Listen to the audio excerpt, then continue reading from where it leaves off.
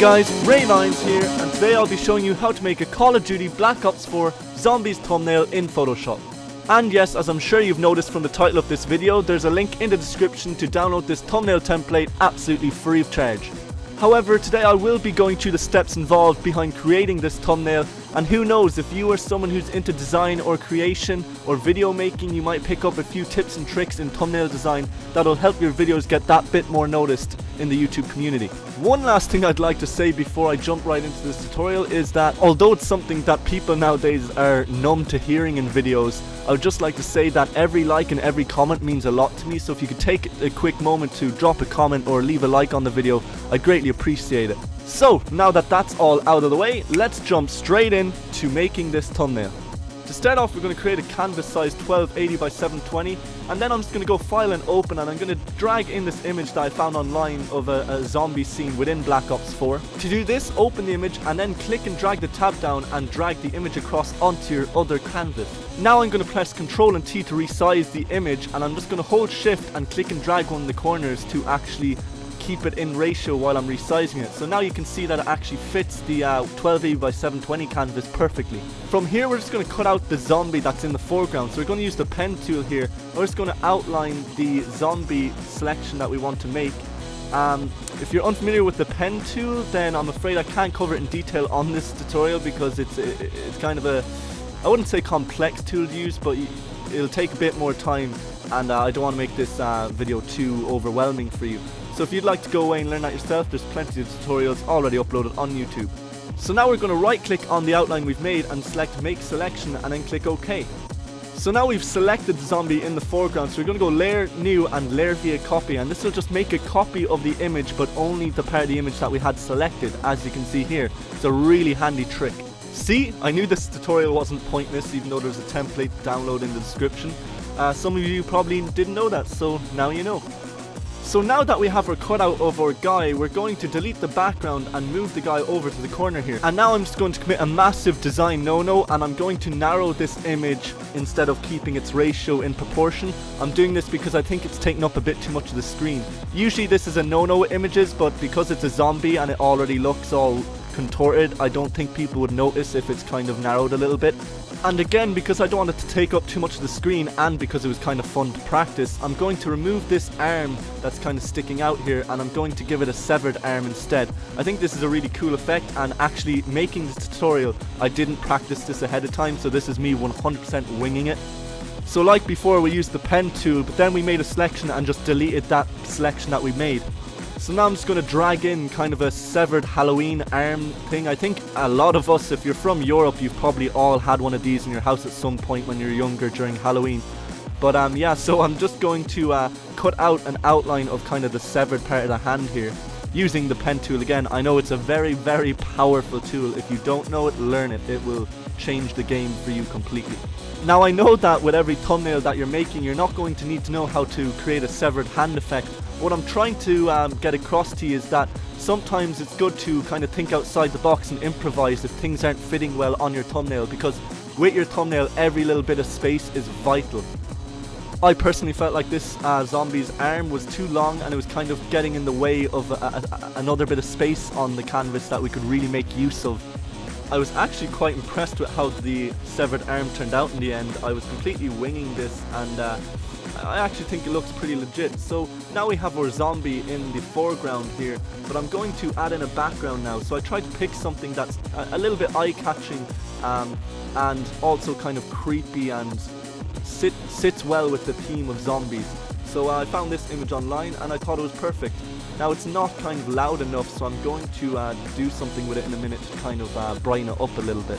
So with the background, make sure that you have the background layer below the zombie layer so that it actually sits behind the zombie and doesn't cover it. So from here we're going to go to Effects and Color Overlay on the background layer. And we're just going to use red and then set the blend mode to, I think we're going to use soft light here. Yeah, that's what I'd like. So this, as you can see, instantly kind of gets a lot louder and a lot more in your face, and if you're scrolling through a large selection of videos, this one is most likely going to catch your eye first. So now I'm just going to add a drop shadow to the zombie layer. So select the zombie layer and select effects again and tick drop shadow.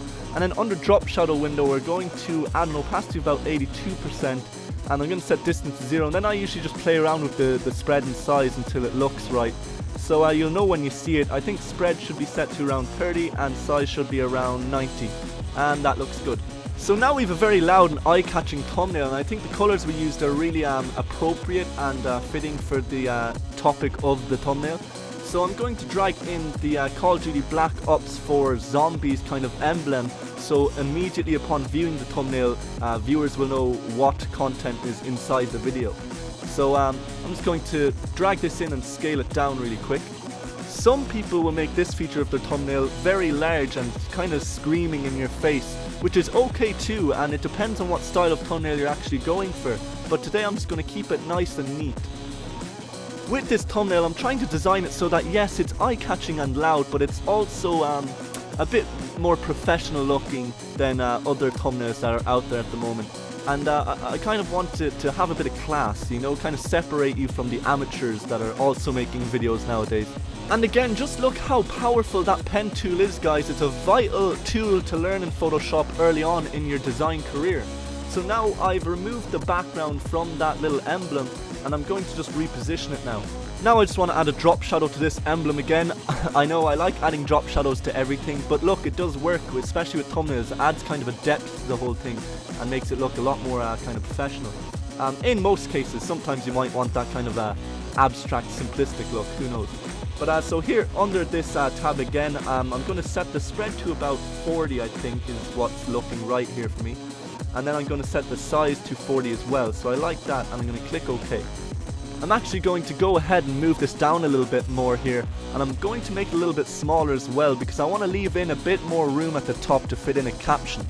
In most cases, you should never neglect a caption because this kind of separates you from all the other videos out there at the moment, and if you have the right caption, you could really create a bit of curiosity or wonder about your video, and that would lure more viewers into clicking on it. And this is actually a really smart way of increasing your view count on all your videos. So now we'll actually move on to adding in that caption. So I'm going to use the text tool here, and I'm going to use a font called Chiller, and it's a really nice font to use for kind of zombie thumbnails I found. But you will have to download and install that. Again, something I can't cover in this video because it will take a bit too much time, and I want to make sure this video is nice and short. So I'm just going to actually save a bit of time here and make the thumbnail I'm going to use for this actual video itself. So how to make thumbnails is what I'm going to have it say. Just a quick heads up for anyone who's actually going to go ahead and download the template for this thumbnail. You won't get this font with it, so you will actually have to use one of your own fonts for the caption. You can, however, go ahead, as I said, and download this font. It's called Chiller, C-H-I-L-L-E-R.